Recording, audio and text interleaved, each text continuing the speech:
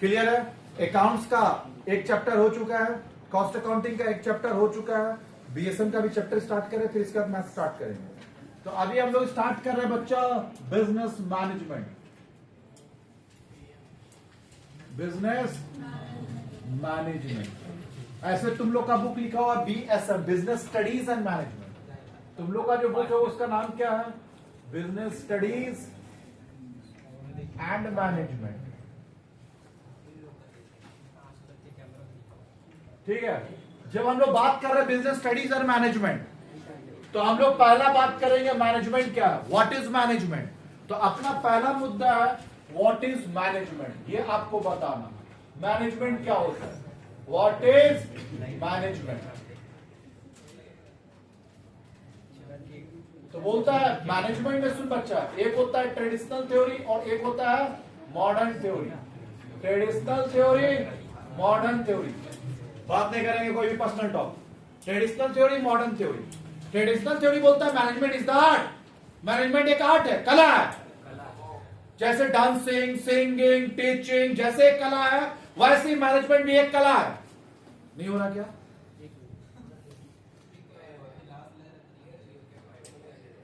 नहीं दिख रहा, बोलो इधर साइड आना चाहिए, आ रहा वहां जहां बैठे तुम वहां से हट।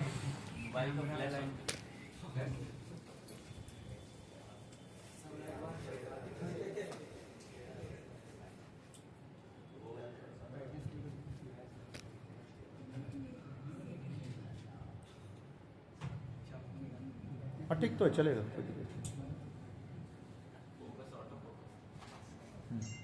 चलिए क्या बोलता है इधर देख, बोलता है ट्रेडिशनल थ्योरी बोलता है management is the art, management एक आर्ट है। जैसे डांसिंग, टीचिंग, स्टडिंग जैसे आर्ट है बच्चा, इधर देख सिंगिंग, वैसे ही मैनेजमेंट भी एक आर्ट है, एक कला है। तो management is the art, management is the art, management एक आर्ट है, management is the art, art है, कला है। किस बात का कला है? किस बात का कला है? डांसिंग, डांसिंग एक कला है तो डांस करने का कला है। डिडिंग डिडिंग डिडिंग डिडिंग जगह है ना, तो डांसिंग एक कला है। मेरे को आता नहीं, बस हम ऐसे ही कर दिए डांस। हाँ, तो डांसिंग एक जैसे कला है, किस चीज का कला है? डांस करने का कला है। क्लियर है?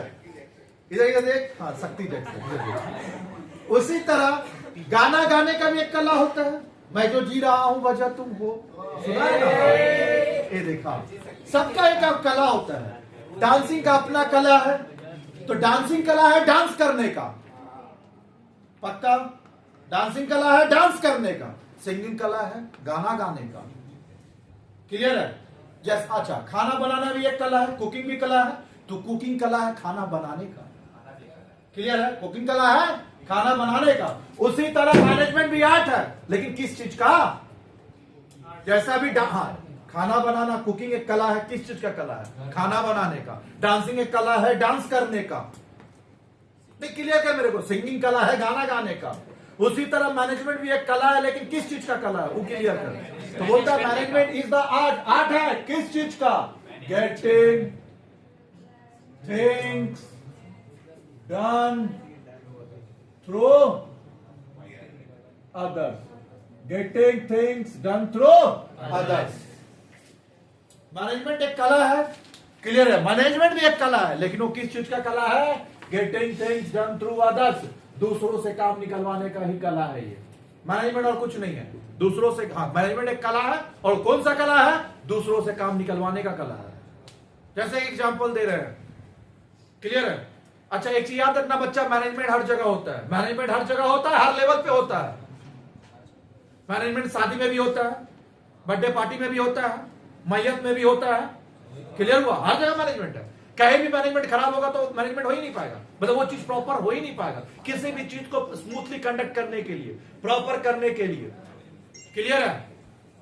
समझ में आ रहा? किसी भी चीज को स्मूथली कंडक्ट करने के लिए, प्रॉपर करने के लिए, समझ में आ रहा? अच्छे से करने के लिए, क्लियर है? मैनेजमेंट जरूरी है।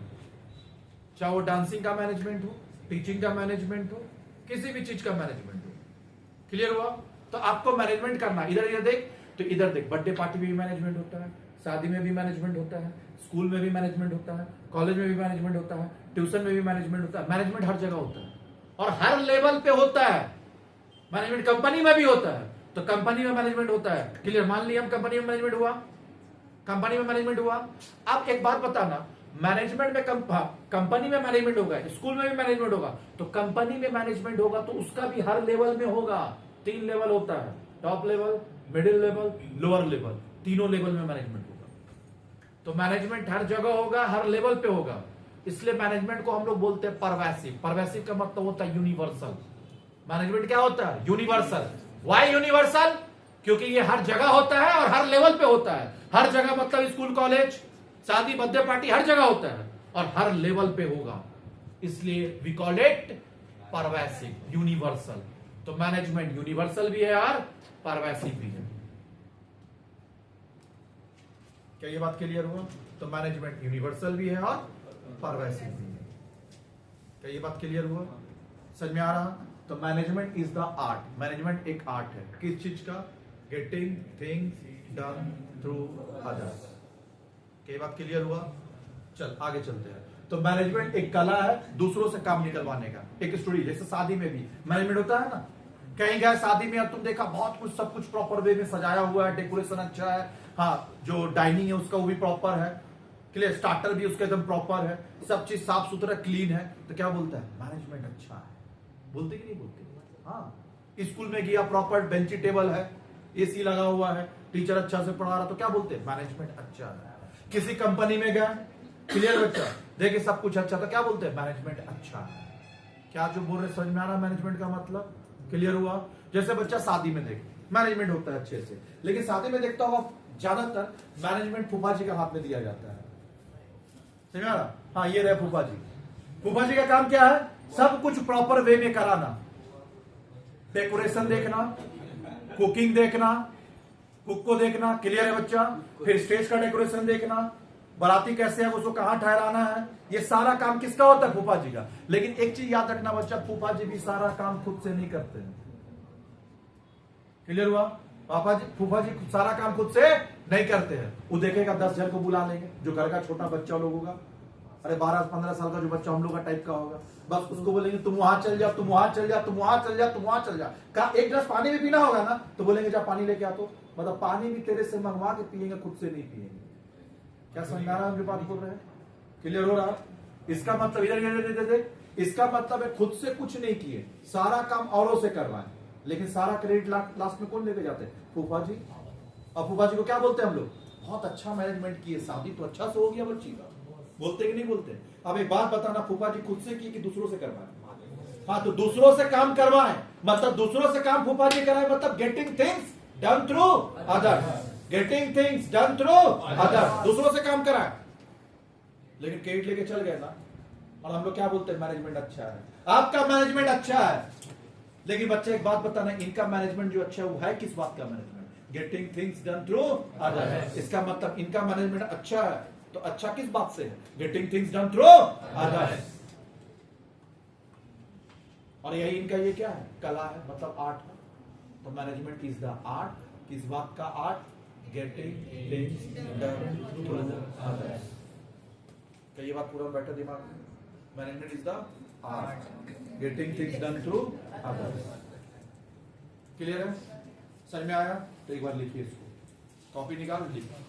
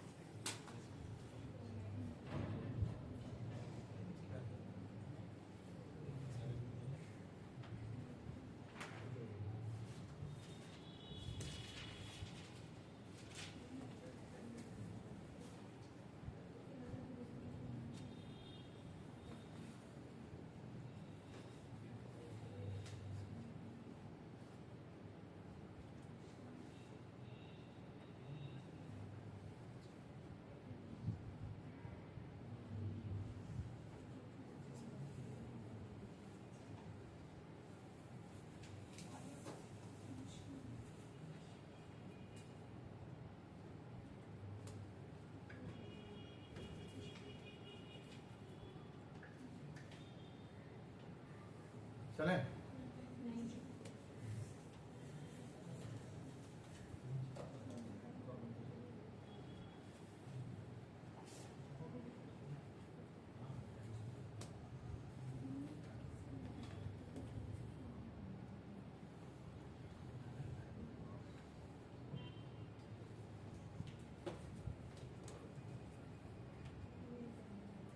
चलिए आगे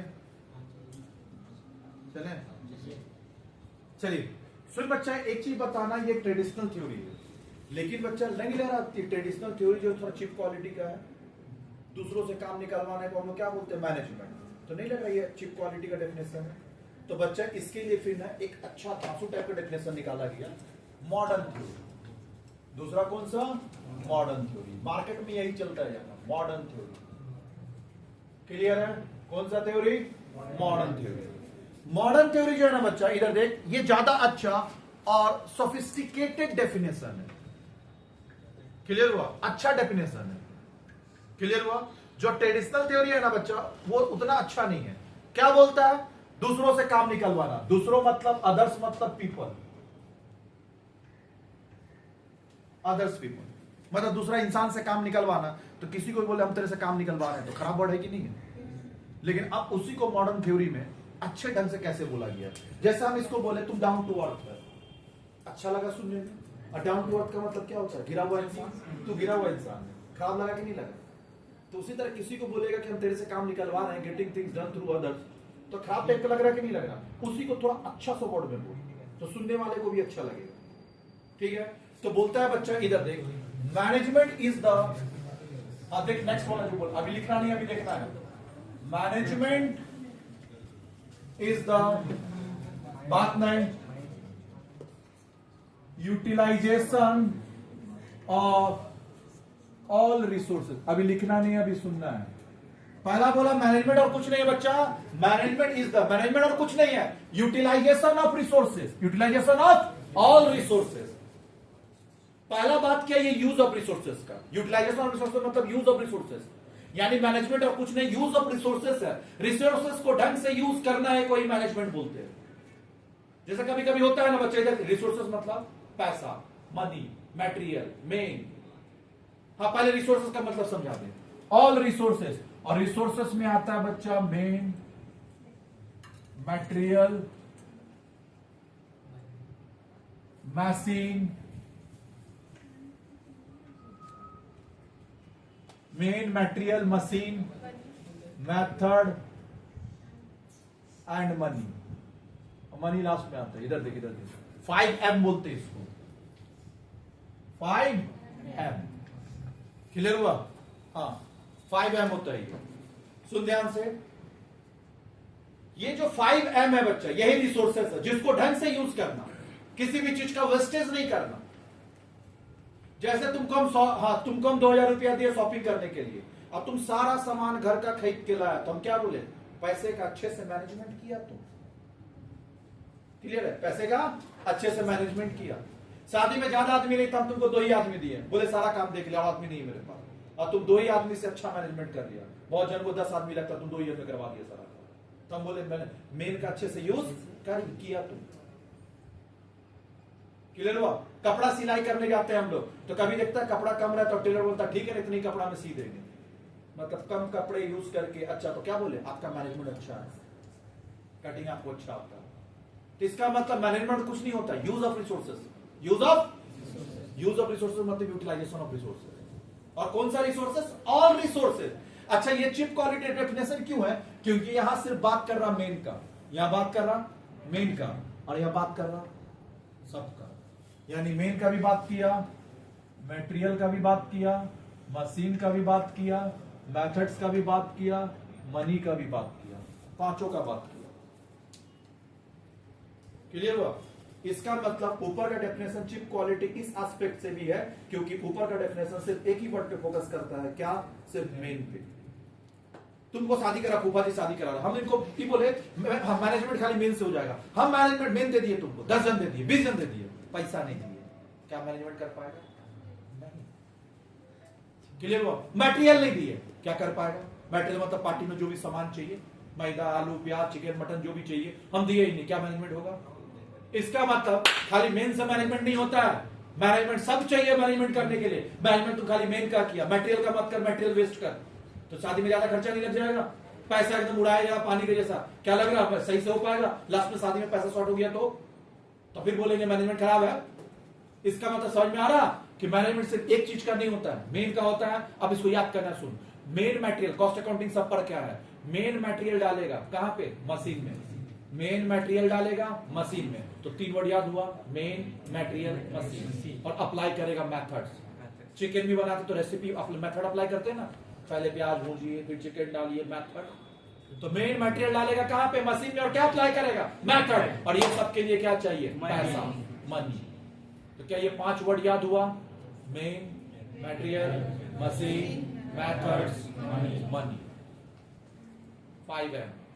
क्या याद हुआ, क्लियर हुआ? तो इसका मतलब हुआ management is the utilisation of all resources. तो बोलता है, अब आप एक वर्ड याद करें, यूटिलाइजेशन ऑफ ऑल रिसोर्सेज बोला, तो सिर्फ यूटिलाइजेशन नहीं, इफेक्टिव यूटिलाइजेशन। मटेरियल बच्चे ये देख फैक्ट्री में लेके जा रहा, टोकरी में गिराया जा रहा, रास्ता में गिर जा रहा, वेस्टेज कर रहा, क्या इफेक्टिव यूज है? नहीं। तो इसका मतलब है आपको effective utilisation of all resources. तो अब हम लोग क्या बोलेंगे बच्चा, management is the effective utilisation of all resources. Management is the effective utilisation of all resources. क्या ये डेफिनेशन लर्न हुआ? Management is the effective utilisation of all resources. ये खाली एक लाइन याद है, उसमें और डेफिनेशन ऐड करना है। आगे बोला, through the process of,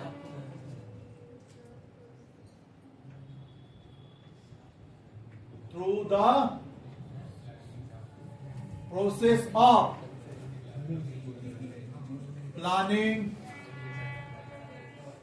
organizing, staffing, directing and controlling। अब ये 5 वर्ड को ध्यान देना है। पहला प्लानिंग, दूसरा ऑर्गेनाइजिंग, तीसरा स्टाफिंग, चौथा डायरेक्टिंग, 5वां कंट्रोलिंग। यहां ध्यान से सुन, ये 5 वर्ड आपका होना चाहिए डेफिनेशन, और ये 5 वर्ड आपका डेफिनेशन में नहीं दिखा तो मार्क्स नहीं देगा। Planning, organising, staffing, directing and controlling. Clear हुआ? और हम पहले लिखा है through the process of. Management भी एक प्रोसेस है। मैनेजमेंट एक क्या है, प्रोसेस है। Why process? बोलता है बच्चा, जहां भी मोर देन 1 स्टेप होगा उसको प्रोसेस बोलते हैं। जैसे चावल बनाना एक प्रोसेस है, बता जल्दी, चावल बनाना प्रोसेस है। पहला काम क्या करते हैं, गैस ऑन किए, फर्स्ट स्टेप, पहला स्टेप गैस ऑन किए, दूसरा स्टेप पतीला में पानी चढ़ाए, थर्ड स्टेप चावल वॉश करके डाले, फोर्थ स्टेप 10-10 मिनट में चलाए, फिफ्थ स्टेप पानी ड्रेन कर दिए, सिक्स्थ स्टेप वापिस से चूल्हा पे डाला, जो पानी होगा वो निकल सूख जाएगा, और 7th स्टेप में गैस ऑफ किए। 7 स्टेप मिलके चावल बनाए, इसलिए चावल एक बनाना प्रोसेस है। चावल बनाना क्या है, प्रोसेस है। वाई चावल बनाना is a process? Because it involves more than 1 step. बात ही करना है क्या तीनों को, कि सुनना है? Why management is a process? Because it involves more than 1 step. More than 1 step नहीं, more than 1 series of step, interrelated series of step. Why management पूछता है एग्जाम में question, why management is a process, तो आप लिखेंगे because it involve series of interrelated step. Clear है? ये interrelated sequence, interrelated sequence. हाँ, सीक्वेंस क्यों, सीक्वेंस क्यों? यह सुन ध्यान से, हर कुछ बच्चा सीक्वेंस में होना चाहिए। अगर आप ऑर्डर चेंज करेंगे बच्चा, उसका मतलब ही निकल जाएगा। जैसे हम बोले पहले प्लानिंग लिखा, तुम पहले ऑर्गेनाइजिंग लिख दिया, तो क्या सीक्वेंस में हुआ? नहीं। जिसे देखना, कोई भी चीज अगर यहां से उल्टा पुल्टा कर, पहले तुम ऑर्गेनाइजिंग लिख दे, फिर प्लानिंग लिख दे, फिर डायरेक्टिंग लिख, फिर स्टाफिंग लिख, फिर कंट्रोलिंग लिख, 1 मार्क्स तुमको नहीं देना, क्योंकि कोई भी प्रोसेस सीक्वेंस में होना चाहिए, ऑर्डर में होना चाहिए, और सीक्वेंस और ऑर्डर में नहीं है तो फिर उसका डेफिनेशन का मतलब ही नहीं है। कैसे? ध्यान से सुनो, एक बात तुम मेरे को बताना, चावल में चल, पहला स्टेप क्या था, गैस ऑन करना। हम किए पहला स्टेप, गैस ऑन किए, उसका चावल डाल दिए, फिर पानी डाल दिए, फिर पतीला डाल दिए, चावल बनेगा? नहीं। कहां से बनेगा? अबे तू गैस ऑन किया, फिर चावल डाला, फिर पानी डाल दिया, तो गैस तो बुझ गया, और फिर पतीला डाल दिया उसके ऊपर से, क्या चावल बनेगा? पहला स्टेप क्या बोले थे, गैस ऑन करके पतीला डाल, पतीला में पानी डाल, पानी में चावल डाल। अब तुम गैस ऑन किया, चावल डाला, चावल में पानी डाला, पानी में पतीला डाला, बनेगा? नहीं नहीं, समझाना, क्या ये स्टेप हुआ? क्या चावल बनेगा? नहीं नहीं, एक्स्ट्रा टॉप नहीं हो गया खत्म। क्या ये चावल बनेगा? नहीं। क्यों नहीं बनेगा, रीजन बता। क्योंकि बच्चा आप स्टेप को चेंज कर दिए, सीक्वेंस को चेंज कर दिए, ऑर्डर को चेंज कर दिए, चावल नहीं बनेगा। सब चीज का स्टेप होता है, अगर वो स्टेप फॉलो नहीं करेगा तो वो चीज नहीं बनेगा। किसी भी चीज के लिए स्टेप होता है, समझ में आ रहा? अब देख बच्चा, रोटी बनाने का भी स्टेप होता है, आटा गूंथे, रोटी बेले और उसका तावा डाले, तावा पे रोटी डाले। अब तुम ऐसे कर दिया, आटा गूंथा, रोटी बेला, रोटी डाला, ऊपर तावा डाला, रोटी बनेगा? जल जाएगा, तंदूरी रोटी हो जाएगी। तंदूरी भी नहीं बनेगा। फिर तंदूरी बनाने के लिए पहले तावा पे सेकना पड़ता, उसके बाद ना तुम उसको तंदूर लगाएगा। पता नहीं है इसको, हाँ तो इसलिए ऐसा बोल रहे हैं। किचन में देखा ना थोड़ा काम हो। तुम मेरे को इतना बता, जवाब देना मेरे को, अरे जवाब दे, क्लियर हुआ? क्या अपने को कोई भी स्टेप इधर उधर करने से क्या वो काम हो पाता है? तो इसलिए ये 5 स्टेप ऑर्डर में होना चाहिए। पहला प्लानिंग, दूसरा ऑर्गेनाइजिंग, तीसरा चौथा एंड, और इतना सारा स्टेप है, इसलिए we call it process. We call it process. तो क्या बोले, मैनेजमेंट एक प्रोसेस है, because it involve series of inter related sequence. याद रहेगा? कोई दिक्कत? या इंटर रिलेटेड स्टेप्स, कोई दिक्कत? चल अब बता डेफिनेशन पूरा। Management is the use of resource, use of resource नहीं, effective use of resource, effective utilisation of all resource through the process of planning, and controlling. अब ये सब जो तुम कर रहा हो, क्यों कर रहा हो? तो आगे इन ऑर्डर टू, गोल को अचीव करने के लिए, in order to achieve the organizational goal.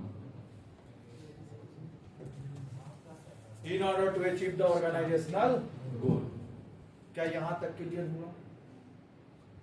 समझ में आया? क्लियर हुआ? चल डेफिनेशन क्या है?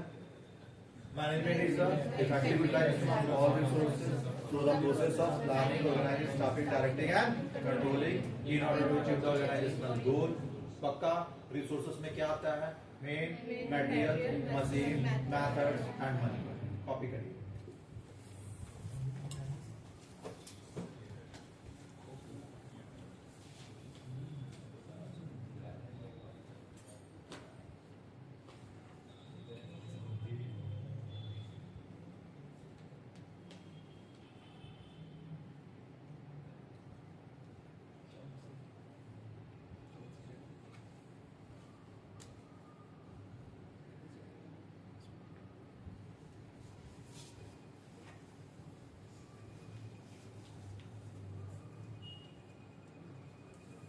अच्छा, सीबीएसई आईएससी बोर्ड का कोई जूनियर्स आपके हो गए गली मोहल्ला में सीबीएसई आईएससी बोर्ड, तो परसों से 4 बजे स्टार्ट हो रहा है एक नया फ्रेश बैच, तो उनको थोड़ा सा भेज दीजिए। समझ में आया? फॉर बेटर फ्यूचर भेज दीजिए, ज्वाइन एसएस। हाँ क्लियर? चले, हाँ साइंस ले तो बात अलग है, कॉमर्स ले तो भेज दीजिए। साइंस का अच्छा टीचर नहीं, कोयलेनगर जाना होगा, कोयलेनगर में है क्या? नहीं, कोयलेनगर जाना होगा। बसंती में नहीं अच्छा साइंस, छेड़ में भी नहीं है, कोयलेनगर बेस्ट है साइंस के। साइंस के ही मेन है, वहां जहां ज्यादातर क्वेश्चन देखना साइंस का ही कोचिंग से जाइए, आपको जो करना करिए। ऐसी क्लास में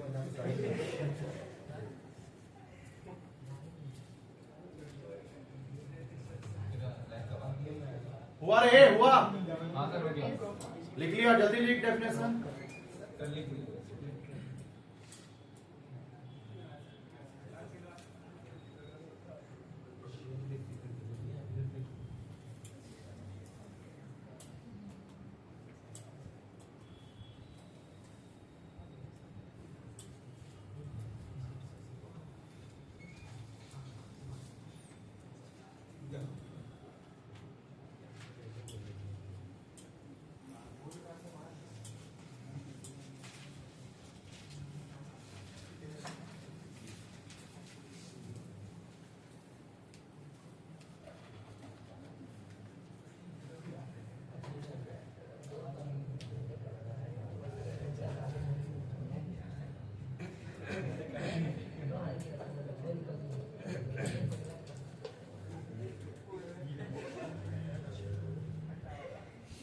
चले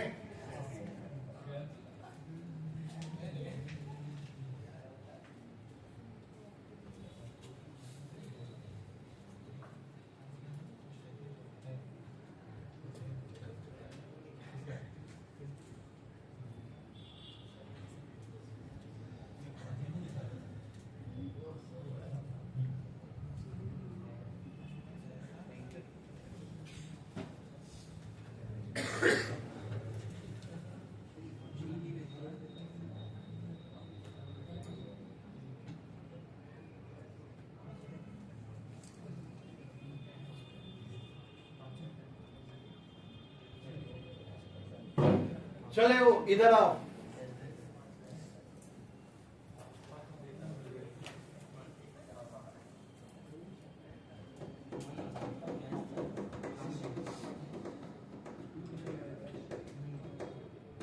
देखिए ध्यान से, क्या याद क्लियर हुआ?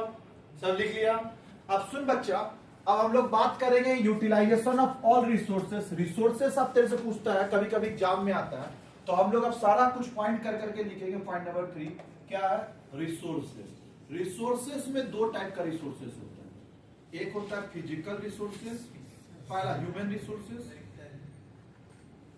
एक्स्ट्रा टॉक नहीं,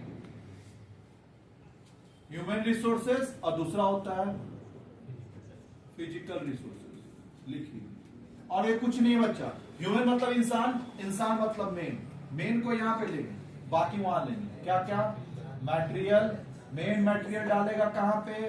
मशीन में। क्या अप्लाई करेगा? मेथड्स। क्लियर है? और सबके लिए क्या लगेगा? मनी। तो कुछ नहीं बच्चा, वही रिसोर्सेस को बाइफरकेट कर दिए दो में।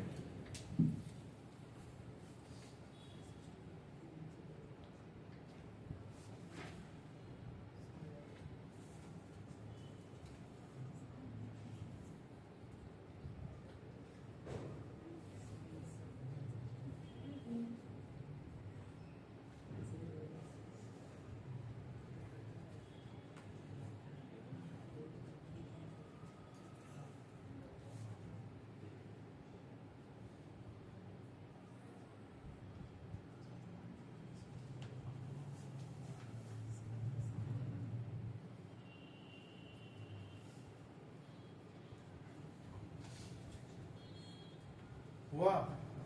इसी सारा को मिला देते तो हम लोग क्या बोलते हैं? 5 M's ऑफ रिसोर्सेस। अच्छा एक चीज याद रखना बच्चा, M एक नहीं है, 5 M है। तो फिर 5 M को लिखने का तरीका होता है, 5 M नहीं लिखते हैं, 5 M's लिखते हैं।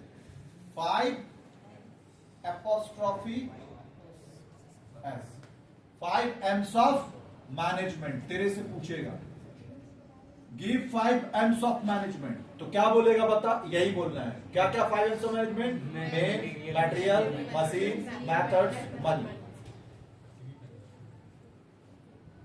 उसके बाद हम लोग ये वर्ड को सीखेंगे, इफेक्टिवनेस क्या होता है। अभी दो वर्ड सीखेंगे, इफेक्टिवनेस एंड एफिशिएंसी। एक हम लोग सीखेंगे एफिशिएंसी और दूसरा सीखेंगे इफेक्टिवनेस। Efficiency and effectiveness. तो पहला हम लोग एफिशिएंसी और दूसरा हम लोग क्या सीखेंगे?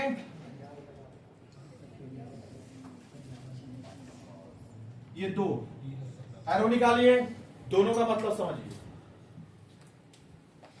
एफिशिएंसी एंड इफेक्टिवनेस, पहला का क्लास इंपॉर्टेंट होता है। ये समझ में आ गया तो नेक्स्ट क्लास से इजी लगेगा। Efficiency and effectiveness.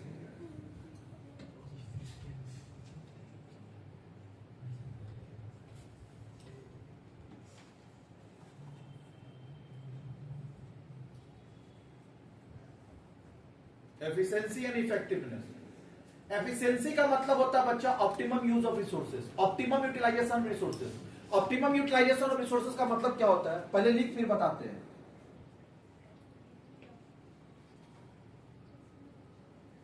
Optimum utilisation of resources. एक चीज ऑब्जर्व कर, हम ऑप्टिमम लिखे हैं, ना तो मिनिमम ना तो मैक्सिमम। हम क्या लिखे हैं? ऑप्टिमम। ऑप्टिमम मतलब क्या होता है? उचित, जितना होना चाहिए। जैसे हम लोग घर बनाते हैं बच्चा, तो एक रेशियो फिक्स करके रखे हैं कि 3:1 का होगा। 3:1 का रेशियो का मतलब होता है कि अगर 3 टीना बालू देंगे, टीन जानता है ना टीना, 3 टीना बालू होगा तो 1 टीना सीमेंट होगा, ये ऑप्टिमम है। अब तुम बोलेगा, कोई आदमी बोल रहा है कि भैया थोड़ा ज्यादा सीमेंट मिलाते हैं बिल्डिंग अच्छा बनेगा, तो तुम कर दिया 3:4, 3:2, चल 3:3 बराबर कर दिया। 3 टीना सीमेंट, 3 टीना बालू, घर बना ले बच्चा, घर तो मजबूत बनेगा नो डाउट, लेकिन जब उसमें तुम एसी फिटिंग करेगा ना तो क्या ड्रिल ही नहीं होगा। समझाना हम जो बोल रहे हैं, ड्रिलिंग ही नहीं होगा। एक मेरा जान पहचान में ऐसी घर बना लिए, ज्यादा सीमेंट दे दे के मजबूत बनेगा घर, एकदम पीढ़ी देखेगा, देख पीढ़ी, एक बल्ब नहीं लगा पा रहा घर में, बल्ब लगाना है तो बहुत पैनिक होता है, होता ही नहीं, होल ही नहीं होता है। वो एक होल करने में वहां पे मिस्त्री को 1 घंटा लगता है।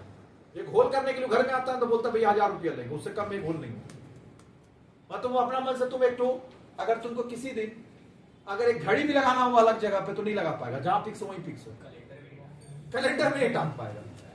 तो क्या लग रहा, इधर देख, तुम रेशियो खराब किया, तुम तो मैक्सिमम यूज किया, रिसोर्सेस का मैक्सिमम यूज, तो भी वेस्टेज है।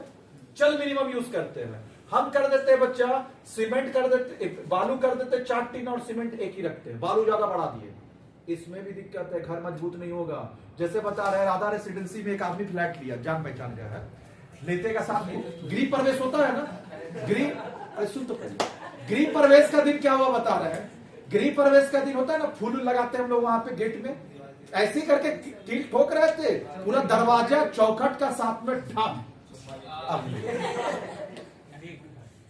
मजबूत है क्या? नहीं। राधा रेसिडेंसी में मेरे को फ्री में घर दे तो नहीं लेंगे, रीजन बता क्यों नहीं लेंगे रे? रात को सोए पता चला पूरा बिल्डिंग गिर गया। मैं रियल बता रहे हैं, राधा रेसिडेंसी में रहना मतलब रिस्क से बड़ा हुआ। वेद व्यास में मेरे बच्चे बनाया रेसिडेंशियल कंपाउंड, बात नहीं, थाना का पीछे में है, हाँ वही पीछे में।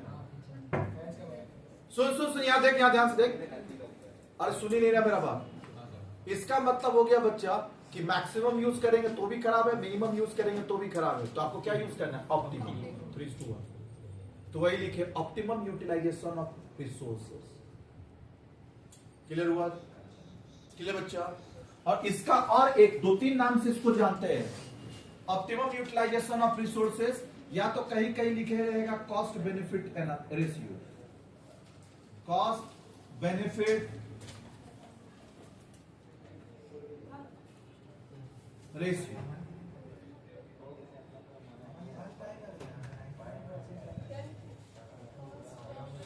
अच्छा, इसमें और एक लाइन ऐड करेंगे, optimum utilisation of resources with minimum cost. इसको काट, अभी पहले इसको लिख, विथ मिनिमम कॉस्ट। मिनिमम ए बच्चे, रिसोर्सेज का कम यूज करेंगे, कम नहीं, ऑप्टिमम यूज करेंगे विथ मिनिमम कॉस्ट। कॉस्ट क्या लगना चाहिए? कम।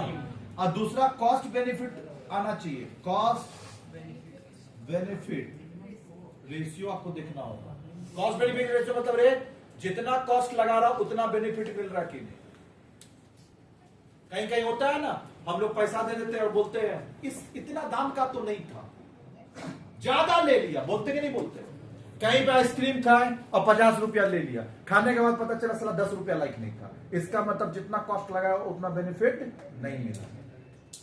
कोई दिक्कत? आगे इफेक्टिवनेस, कंप्लीशन ऑफ टास्क, बात नहीं, completion of task within time, लिखा completion of task within time, लिखिए completion of task within time. कोई भी टास्क को का टाइम पे कंप्लीट करना, उसी को क्या बोलते हैं? इफेक्टिवनेस। क्या बोलेंगे? जैसे एक बात बताना बच्चा, ये मार्कर को बनाने में 10 मिनट लगना चाहिए और ये वर्कर है 15 मिनट लगा दिया, क्या ये इफेक्टिव है? क्या इसको हम इफेक्टिव बोलेंगे? इफेक्टिव नहीं है। क्लियर है?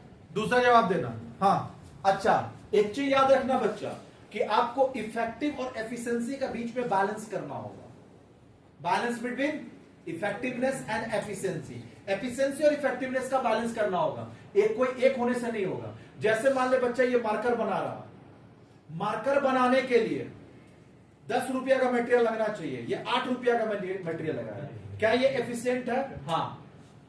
लेकिन बच्चा टाइम 10 मिनट लगना चाहिए, 20 मिनट लगा दिया, क्या इफेक्टिव है? नहीं। मतलब इफिशिएंट तो है बट नॉट इफेक्टिव। तो क्या मैनेजमेंट हो पाएगा? क्या जो ऑब्जेक्टिव अचीव कर पाएंगे? नहीं। दूसरा ये 10 मिनट में कंप्लीट किया काम को, लेकिन ₹50 लगा दिया, इफेक्टिव तो है लेकिन एफिशिएंट नहीं है। ये रहा वर्कर की स्टडी तेरा करा रहे, तेरी की स्टडी है, क्लियर है? ये रहा वर्कर, ₹8 में काम किया और 10 मिनट लगना चाहिए, 5 मिनट में कर दिया, एफिशिएंट भी है और इफेक्टिव भी है। तो इससे हम लोग ऑर्गेनाइजेशनल गोल को अचीव कर पाएंगे। क्लियर बच्चा? Efficiency and effectiveness must be achieve. समझ में आ रहा है? अचीव होना चाहिए दोनों, balance between efficiency and effectiveness. तो इफेक्टिवनेस एंड एफिशिएंसी क्या होना चाहिए? दोनों का बैलेंस होना चाहिए। क्या ये बात समझ में आया? तो हम लोग अभी क्या क्या सीख लिए? रिसोर्सेस क्या है फिजिकल, और ये बता दिए। क्लियर बच्चा? फिर हम लोग क्या बता दिए बच्चा? एफिशिएंसी एंड इफेक्टिवनेस बता दिए। अब हम लोग बात कर रहे हैं प्रोसेस। तो वाई मैनेजमेंट को हम लोग प्रोसेस बोलते हैं because it involve series of inter related steps. Clear है? क्लियर बच्चा? Why management is a process. Next question लिखिएगा 5 में, why management is a process. Y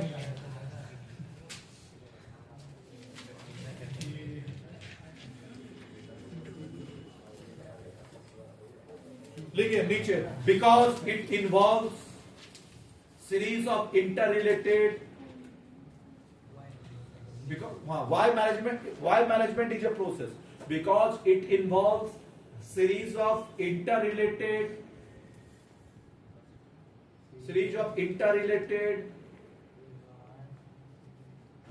steps और ऑर्डर, स्टेप और कॉमा देख लिखना है, step comma order comma sequence, step comma order comma sequence, inter related series of step order sequence. कोई दिक्कत? इसी को हम लोग बोलते हैं क्या बच्चा? Process. Why management is a process हो गया। चल, तो यहां तक हम देख छोड़ दिए, यहां तक हो गया, देख ले ए बच्चे, यहां तक देख ले हो चुका है। अब ये 5 वर्ड बता समझाना बच्चा। पहला प्लानिंग। कोई भी मैनेजमेंट करने के लिए, जैसे हम लोग इधर देख, हाँ, कोई भी चीज करने के लिए पहले हम लोग प्लानिंग करते हैं। शादी करने से, इधर देख, शादी का प्रोग्राम करने से पहले प्लानिंग चलता है ना, कि भैया इधर देख, कैटरर में उसको बुलाना है, डेकोरेशन में उसको बुलाना है, पूरा प्लानिंग चलता है हम लोग का। तो पहला तो प्लानिंग होता है, पहला काम क्या होता है? प्लानिंग। प्लानिंग में करते क्या है रे बच्चा? अच्छा, प्लानिंग भी एक प्रोसेस है, क्योंकि यहां भी दुनिया भर का स्टेप होता है। What to do, how to do, when to do, who will do it. तो चल अब धीरे धीरे करके हम लोग समझते हैं। 5 लिख लिया, 6 लिख, प्लानिंग।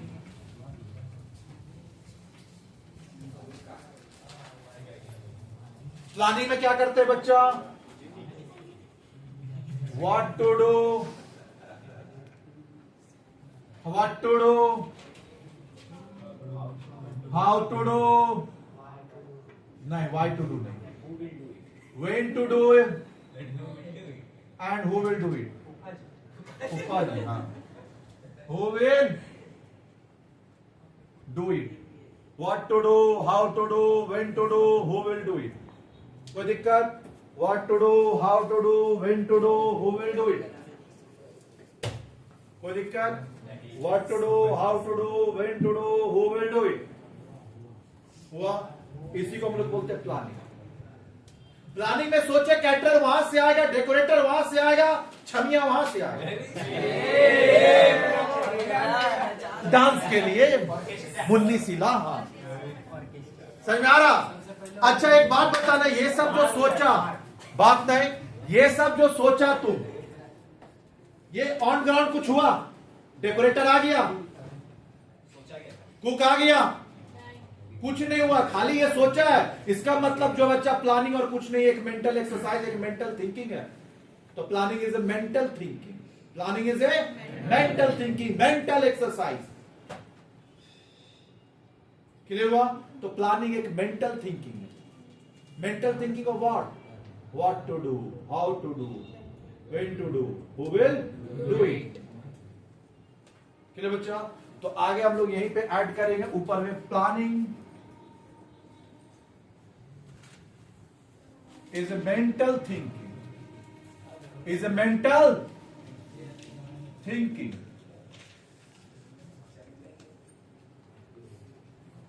थिंकिंग ऑफ, ऐसे ऐड करके क्या क्या thinking, what to do, how to do. Planning is a mental thinking of what to do, how to do, when to do, who will do it. इसी को प्लानिंग बोलते हैं। क्या करना है, कैसे करना है, कब करना है, कौन करेगा, क्या करना है। शादी का मैनेजमेंट ढंग से करना है, शादी करना है, शादी करना है, what to do, how to do, कैसे करेंगे, डेस्टिनेशन वेडिंग या राउरकेला में करेंगे, राउरकेला, हाँ, how to do, when to do, कब करना है, अगला महीना, हु विल डू इट, सब मिलके करेंगे, फूफा जी करवाएंगे। समझ में आ रहा? ये जो भी है तेरा मेंटल थिंकिंग है, इसको हम लोग ऑन ग्राउंड कुछ नहीं किए। तुम मेरे को जवाब दे, क्या ऑन ग्राउंड कुछ किया? तो ये तो मेंटल प्रोसेस था, मेंटल थिंकिंग। क्या mental thinking? Thinking future course of action in advance. इसको और हम लोग बोलते हैं thinking future course of action in advance. लिख नीचे, thinking future course of action in advance. Thinking future course of action in advance. Thinking future course of action in advance. Future course of action को advance में सोचना, व्हाट to do, how to डू, ये अभी करेगा कि फ्यूचर में करेगा, और उसको अभी सोच लिया। हाँ, मुंगेरी लाओ के हसीन साहब ने, तुम लोग प्लानिंग चलता है ना? हाँ, पूरा प्लानिंग चलता है तुम लोग का, हर चीज ऐसे करेंगे, एग्जाम ऐसे देंगे, वैसे देंगे, तो पुकार लेंगे, पूरा प्लानिंग चलता है। Future course of action in advance. जैसे हम लोग कहीं घूमने जाना तो बोलता है ना, वहां जाएंगे, ऐसे करेंगे, स्कूबा डाइविंग करेंगे, वाटर डाइविंग, ये सब करेंगे, पूरा सोच के चलना। कोई दिक्कत? तो फ्यूचर में जो एक्शन लेने वाला है उसको तुम एडवांस में सोच रहा। बच्चा पीछे जो फर्स्ट बैच से आए हैं, एंट्री बंद कर देंगे नेक्स्ट क्लास से, क्योंकि कुछ ज्यादा ही एक्सेस हो रहा, हम टॉलरेट कर रहे हैं बहुत देर से। क्लियर हुआ? तो यहाँ पे वाट मत लगाइए इस क्लास का, अपना तो लगाते ही, यहाँ भी मत लगाइए। क्लियर हुआ? हाँ, तो ये बात को ध्यान रखिएगा। तो नेक्स्ट क्लास से एंट्री बंद कर देंगे, गेट से आने ही नहीं देंगे। अगर आने दे रहा है तो उसका बेनिफिट लीजिए। समझ आ रहा? माँ भाई मत करिए, नहीं खुल के बोलना पड़ेगा नहीं लोग को, पहला बैच से ये लोग से ऐसी बात करते रहे, पूरा ऐसी बात चलते लोग। क्लियर हुआ? हाँ, क्लियर हुआ? बात नहीं तो निकालना चालू कर देंगे। आए हैं तो सीधा पढ़िए, क्लास का वाट मत लगे। क्लियर हुआ? कितना अच्छा क्लास चल रहा है। इतना क्लास आप लोग का 2 क्लास में टाने तो वहां पे, और इतना देख 1 क्लास में टान दिए, वो भी लेट से स्टार्ट करेंगे। स्टार्टिंग तो अभी और भी टॉपिक चल जाते हैं, तो ये क्लास बहुत स्पीड चलता है मेरा, और अच्छा भी चलता है। कॉस्ट देखना, तुम लोग का बीएसएम पहुंच गया, तुम लोग का बीएसएम खत्म नहीं हुआ, बीएसएम ये बैच पहुंच गया, स्पीड है यहाँ पे। क्लियर हुआ? तेरा बात करने से स्पीड नहीं होता। और यहाँ सुन, तुम लोग को लगता होगा यहाँ पे कि वहां ज्ञान देते 8 बजे वाला जैसा, यहाँ सब कोई भी बच्चा से तुम बोलो पूछा दे, बच्चा यहाँ पे ज्ञान चलता है। आते का साथ क्या चलता है? पढ़ाई। बोल रहे पढ़ाई चलता है बच्चा, नहीं सुन तुम लोग सुन, क्या चलता है बच्चा? एक बच्चा बोल रहा पढ़ाई, और पहली बार यहाँ पे ज्ञान देने का बात चला है, वो भी किसके वजह से? फर्स्ट बैच के वजह से। तो आप लोग नेक्स्ट क्लास से यहाँ इन नहीं करेंगे। क्लियर हुआ? कि हमको आपका हंसना और ये मुस्कुराना एकदम पसंद नहीं है।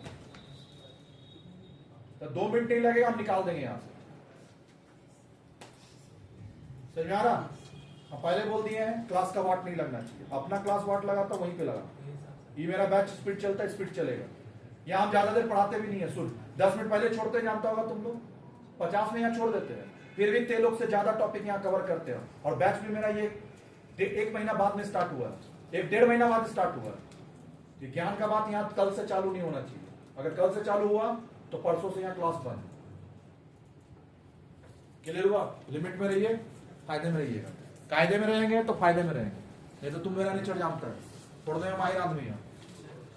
चलिए हो गया? हाँ, कोई दिक्कत नहीं यहां तक?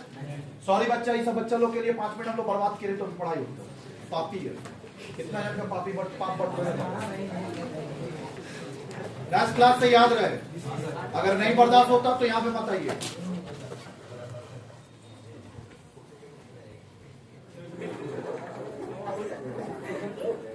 या पहली बार ये बैच में ज्ञान का बात चला है, अभी तक नहीं चला था।